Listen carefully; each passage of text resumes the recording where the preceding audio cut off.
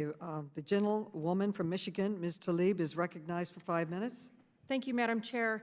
If I may, I would like to submit for the record, I will submit an article about the Secretary of State of Michigan being targeted and for obviously allowing the votes to be counted in Michigan, literally in front of her home in the dark, as well as recently uplifting what has happened to a colleague, Representative Jayapal, a man who basically wanted to commit a hate crime, showed up at her home shouting and with weapon, I believe, to kill our colleague.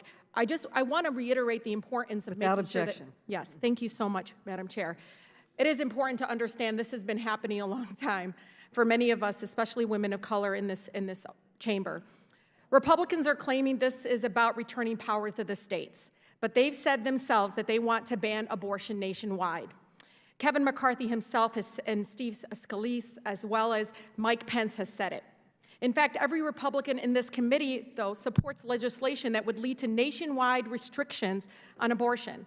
And many of them support a bill to impose prison time on doctors who perform abortions after 6 weeks.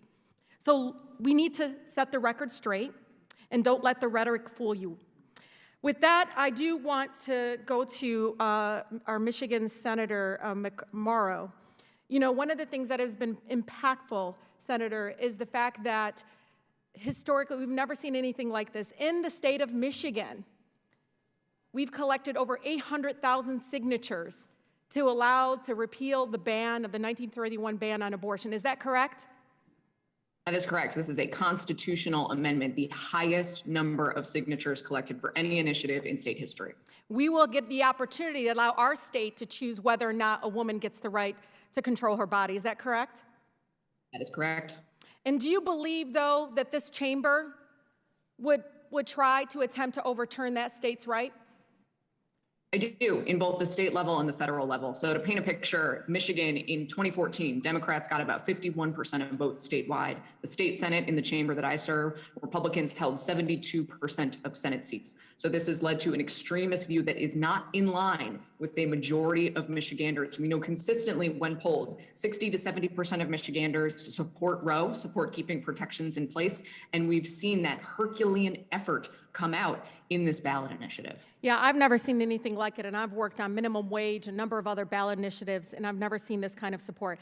I'd like to take the rest of the time to do something that might be a little scary for my Republican colleagues, which is to ask a woman's opinion. Ms. Lopez, thank you so much for being here with us today. What struck me listening to your story is just how many state-imposed loophole, all these obstacles that you had to jump through in order to carry out a personal decision about your own body and access to medical procedure. Can you describe more? I want you to take some time because I think people need to understand this is about human dignity and so much more. And so can you talk about, really how it made you feel, but also just, the experiences I think many folks that might not have the courage to be here because they're so scared of the attacks. Thank you so much.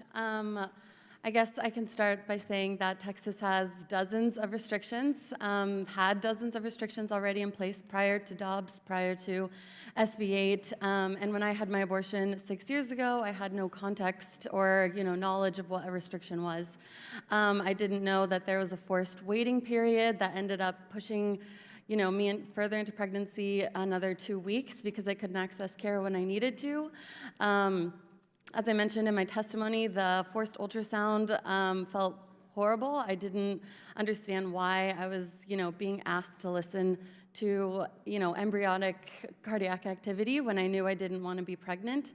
And perhaps one of the most confusing parts of my experience was my provider telling me that the state requires that he tell patients that abortion causes depression, infertility, and breast cancer, and then by following that up by saying the state requires me to say that abortion is 100% safe, and many times it's safer than carrying a pregnancy to term. I didn't understand why a state was providing a doctor to spread misinformation to his patients, but I went through with it anyways, and despite the many restrictions that I faced, and again, as I mentioned in my testimony, I do feel lucky that I lived in a city that had a clinic that I was able to access care relatively smoothly.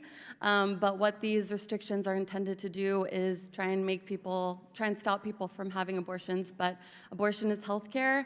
My abortion was the best decision I ever made. It was an act of self-love, and I'm here today to make sure that everybody who currently needs an abortion, who has had an abortion or will need an abortion, is not alone, no matter what the state tries to force upon us. Thank you so much, Gentlelady's Ms. time has Lopez, and I expired. yield. Thank you.